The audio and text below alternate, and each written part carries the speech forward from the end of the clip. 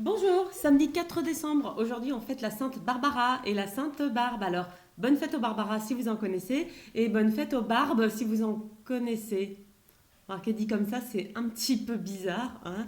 C'est vrai que des hipsters, on en croise beaucoup, plusieurs par jour, mais de là à savoir, enfin, je sais pas, de là à savoir si leurs barbes sont saintes, à part celle du Père Noël, qu'on va croiser ces jours-ci sur les marchés de Noël, hein. Et encore, une sainte barbe, c'est peut-être un peu too much quand même, hein, parce que pour un Père Noël qui n'est autre que Gérard des services techniques ou Francis du club de foot, mais barbe associée à une femme, c'est toujours un peu bizarre. Bon, à part pour la femme à barbe, la gagnante du concours Eurovision 2014, qui s'appelle Conchita Wurst. Non mais Conchita Wurst, quoi, elle aurait pu choisir un autre pseudo. Enfin, ou alors, c'est peut-être un indice pour dire aux gens qu'elle est biologiquement homme mais qu'elle se sent femme. Parce que Wurst, ça veut quand même dire saucisse en allemand. Je vous apprends rien. Alors c'est peut-être pour qu'on arrête de lui poser la question aussi, hein.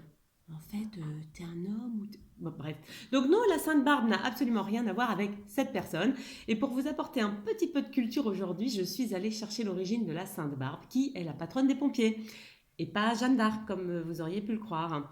Donc Sainte Barbe, en fait, elle se nomme Barbara. Elle vit au IIIe siècle en Orient.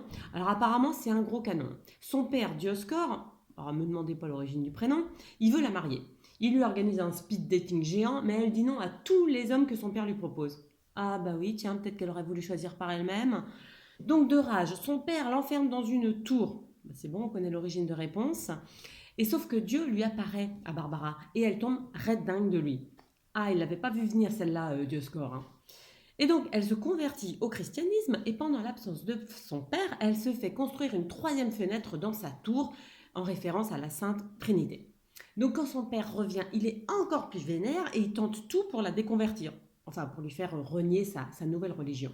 Et il la torture comme vous imaginez même pas. Il lui fait arracher les seins par des peignes de fer, la fait brûler au métal rougi, etc., etc.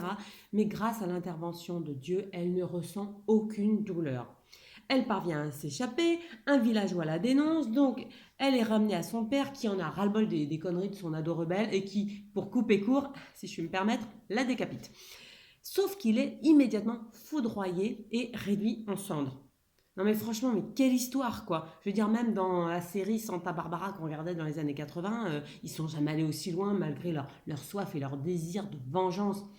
Donc bon, c'est pour ça que la Sainte Barbe est la patronne des pompiers et qu'elle peut être invoquée contre la foudre.